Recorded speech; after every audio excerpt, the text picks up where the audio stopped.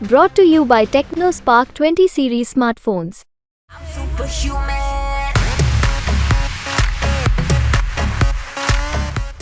राजनीतिक तस्वीर बदल देगा, इसमें कोई बहस की बात नहीं है। आज का मोदी का शो इसीलिए कि पूर्वांचल की सारी सीटें उनको मिले और ये होने वाला है, इसमें कोई बहस की बात नहीं। आएगा 3 इकाई। सुनिए, मैं लोगों से गुजारिश करूंगा, अब की बार 400 पार क्यों जरूरी है ये जानिए। अगर हम बॉब बोर्ड को नहीं हटाते हैं तो कल आपका घर जाएगा, कल मेरा घर जाएगा, कल उनका घर जाएगा। तो 407 सीट आनी बहुत जरूरी है। बनारस में एक तरफा चुनाव है, केवल मोदी और कोई नहीं है। बनारस में 14 से लेकर 19 तक मोदी का वोट लगातार बढ़ता रहा है। आप समझिए इस बार बढ़ेगा। इस बार अगर 57, 58, 60% अगर मोदी वोट गिर गया तो मोदी जी को 10 लाख वोट मिलने वाला है और हर बनारसी मोदी में है। हर बनारसी मोदी को वोट देने के लिए उतावला है, क्योंकि बनारस को मोदी के अलावा कुछ दिख ही नहीं रहा है। बनारस में मोदी के 400 पार के नारे के अलावा कोई नारा ही नहीं लग रहा। ये पप्पू की अड़ी है। जी हाँ, पप्पू की अड़ी वो दुकान है जो 80 घाट के पास मौजूद है और इस दुकान की चर्चा पूरे देश में इसलिए होती है क्योंकि सियासी तौर पर सिर्फ जागरूक नहीं बल्कि सभी बड़े सियासतदान यहाँ चाय पीने आते हैं। आप देखिए, इनके अलग अलग तरीके के चाय बनाने का इनका तरीका है और यहाँ पर प्रधानमंत्री मोदी भी कई बार रुक चुके हैं। ये बताइए, ये क्या बना रहे हैं?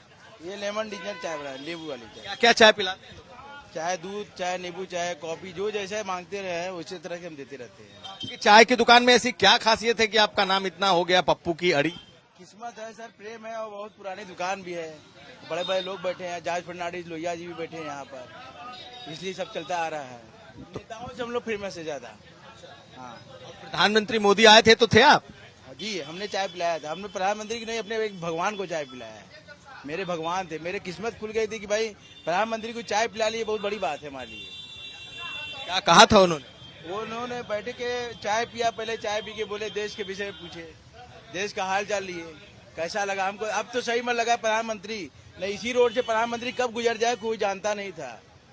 इतने प्रधानमंत्री हम लोग, लेकिन आज भी इसी रोड से गुजरेंगे प्राइम मिनिस्टर, तो इसी रोड से मैं फिर चाय पिलाऊंगा मोदी जी को। जी, फिर चाय दुकान में नहीं है, उतर के जरूर जाऊंगा कार के पास, चाय जरूर पिलाऊंगा उनको।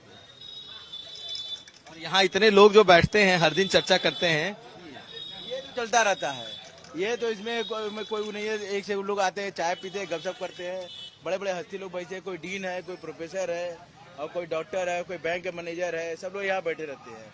चाय सब गपशप किए, चाय खत्म, गपशप खत्म, घर गए अपने। सारी पार्टियों के लोग होते हैं। सारे पार्टी की होती है, ये एक पार्टी नहीं है, कांग्रेस, बसपा, सपा सब लोग आते हैं। तो आपने सुना, क्या शुभ नाम आपका? मेरा नाम मनोज है, पिताजी का नाम पप्पू जी है। पिताजी के साथ वो साथ में फोटो टंगी हुई है।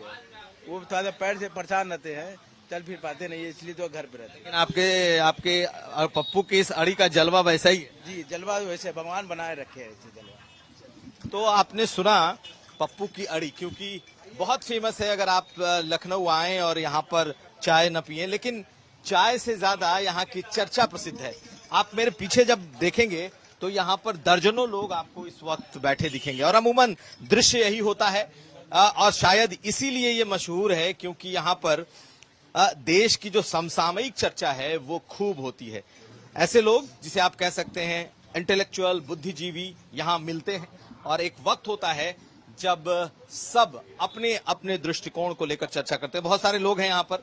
वैसे तो यहाँ बनारस आने वाले भी यहाँ आते हैं, लेकिन इस इलाके के ढेरों लोग ऐसे होंगे जो कम से कम इस चाय की दुकान पर, इस पप्पू की अड़ी पर जरूर आते हैं। तो स्वागत है सर आप सभी लोगों का। आपसे शुरू करता हूँ, ये बताइए कि क्या है माहौल इस बार? तो बहुत चर्चा अलग अलग तरह की चल रही है, एक तो बनारस का और ऐसे चर्चाओं पर विराम लगाइए। मोदी के अलावा कोई नहीं है, बाकी जो है सब जमानत जब्ती की तरफ बढ़ रहे हैं। क्यों? जिस आदमी ने हिंदुस्तान ही नहीं पूरे दुनिया में शोहरत पाया हो, उस आदमी को बनारस में पूछना है। बनारस के लोग बौद्धिक हैं और वो जो है सोच समझ के नेता चुनते हैं। आप बताइए, पहली बार बनारस को 2014 में सौभाग्य प्राप्त हुआ कि प्रधानमंत्री उन्होंने दिया। अब दोबारा जो है वो चुकेंगे मौका। बनारस का काया पलट हो गया। बनारस में जो नहीं था वो हुआ, बनारस की आर्थिक स्थिति सुधरी, बनारस में इंफ्रास्ट्रक्चर में सुधार हुआ, एयरपोर्ट में सुधार हुआ, रेलवे में सुधार हुआ, गंगा में सुधार हुआ। बचा क्या बनारस में? रोड बनी, गली मोहल्लों की सफाई हुई, गली मोहल्लों में काम हुआ, इलेक्ट्रिसिटी वायर अंडरग्राउंड किए गए। अब बचा क्या है? ऐसा है कि जो लोग हवा बांध रहे हैं ना, ये भ्रम में जी रहे हैं। जिस तरह पूरा विपक्ष देश का डिमोरलाइज है, इस समय विपक्ष टोटली डिमोरलाइज है, क्योंकि 10 साल तक उसने कभी जनता के मुद्दों पर आंदोलन किया ही नहीं।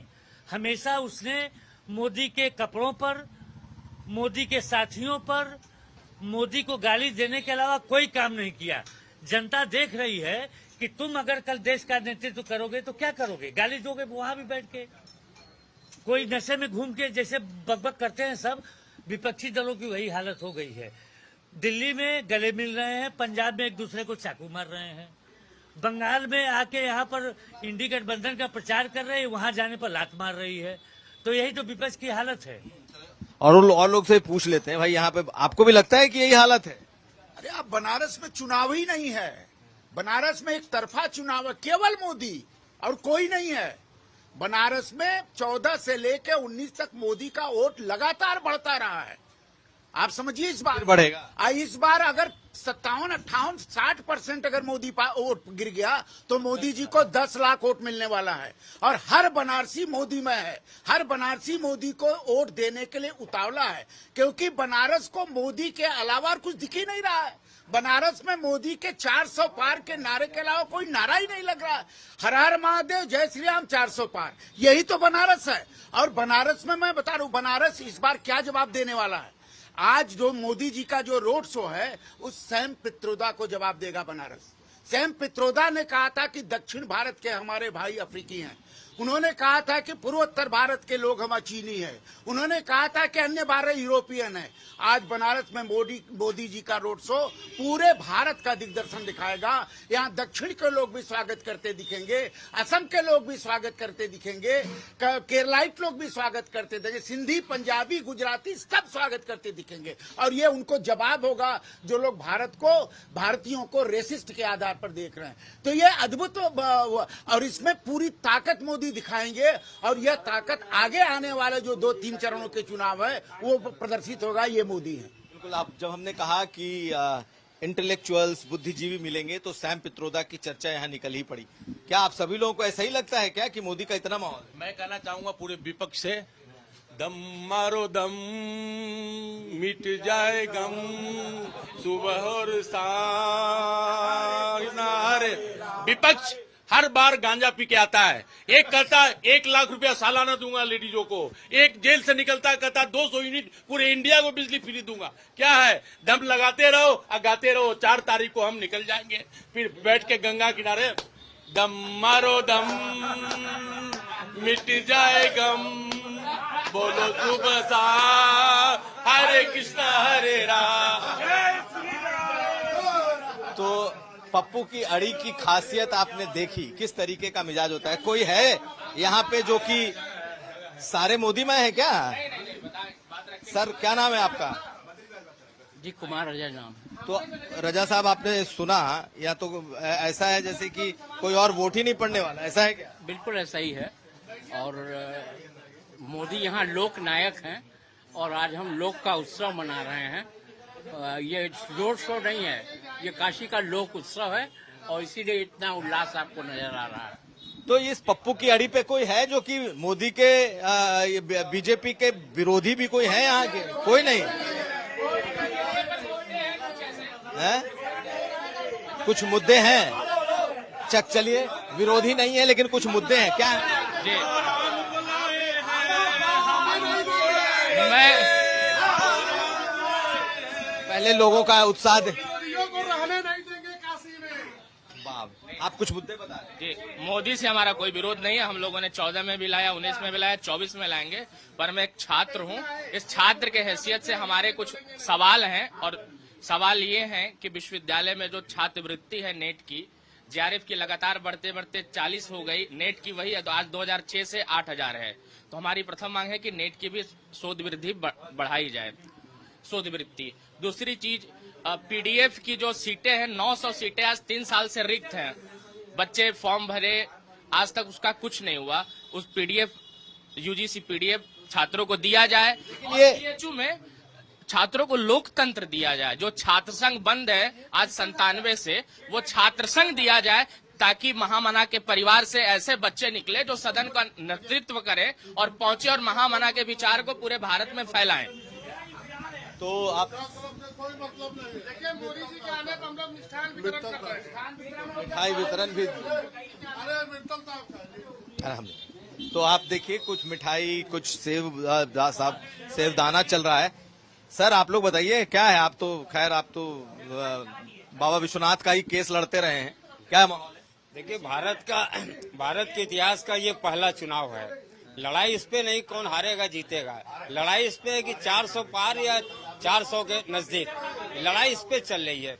ये भारत में पहली बार हो रहा है कि लोग कह रहे हैं कि 400 पार या 400 से कम, यानी कि मोदी की लोकप्रियता जो है, जो भारत के भारतीय जनता पार्टी कह लीजिए या जो भारतीय विचारधारा है राष्ट्रवाद की, वो जो लड़ाई चल रही है, यहाँ लड़ाई राष्ट्रवाद की गैर राष्ट्रवाद की है, भारतीयता की है गैर भारतीयता की लड़ाई है। तो लड़ाई आज समझ लिये पूरे देश में अनोखे अपने नए तरीके से चल रहा है कि भारत में ये लोकतंत्र का सबसे बड़ा जो है ये कहा जाए कि सुखद पक्ष है कि मोदी 400 पार जाएंगे या 400 से कम, ये चर्चा पूरे भारत में है। तो एक चीज तो ये दिख रही है इस पप्पू की अड़ी पर, इस चाय की दुकान पे, कि यहाँ आज कोई विरोधी नहीं दिख रहा। अमूमन कई बार हम इस दुकान पर आ चुके हैं लेकिन कोई न कोई विरोधी दिखता था। ऐसा क्यों है कि आज कोई विरोधी नहीं है भाई? क्या विरोध कौन करे भाई जब विकास हो ही रही? विरोधी कहने का मतलब ये है कि यहाँ पे सब पार्टियों के लोग दिख रहे हैं। विकास की गंगा जब बह रही है उसमें आप क्या कहेंगे? उनके पास कोई मुद्दा भी तो होना। ये बताइए कि मोदी जी का तो ठीक है अब बनारस है, लेकिन बनारस के इर्द गिर्द की क्या स्थिति होती है? जौनपुर, आजमगढ़ सब हार जाते हैं। आज का मोदी जी का शो पूर्वांचल की राजनीतिक तस्वीर बदल देगा, इसमें कोई बहस की बात नहीं है। आज का मोदी का शो इसीलिए कि पूर्वांचल की सारी सीटें उनको मिले और ये होने वाला है, इसमें कोई बहस की बात नहीं। दास को किधर से पलटिए आएगा 3 इकाई। सुनिए, मैं लोगों से गुजारिश करूंगा, अब की बार 400 पार क्यों जरूरी है ये जानिए। अगर हम बॉब बोर्ड को नहीं हटाते हैं तो कल आपका घर जाएगा, कल मेरा घर जाएगा, कल उनका घर जाएगा। तो 407 सीट आनी बहुत जरूरी है इस देश की अस्मिता के लिए, इस देश को सनातन धर्म को बचाने के लिए, इस देश के हिंदुओं को बचाने के लिए हमको 407 सीट जरूरी है। तो ये जो चाय की दुकान है पप्पू की अड़ी, इस वक्त पूरी तरीके से मोदी में दिखाई दे रहा है। प्रधानमंत्री मोदी का रोड शो है, कल नामांकन है, लेकिन लोग जो यहाँ बैठे हैं उसमें मुझे आज कोई भी दूसरी पार्टी का नहीं मिला है। वाराणसी से संदीप दुबे के साथ कुमार अभिषेक,